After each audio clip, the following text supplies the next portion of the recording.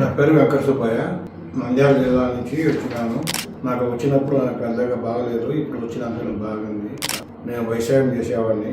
So Subbaiah గారిది ఇదే అండి. సుబ్బయ్య గారు ఇక్కడికి వచ్చే ముందు చాలా ఇబ్బంది పడుతూ వచ్చారు. సో తను కెమెరా ఫేస్ చేసి మాట్లాడడానికి కొంచెం ఇబ్బంది పడుతున్నారు.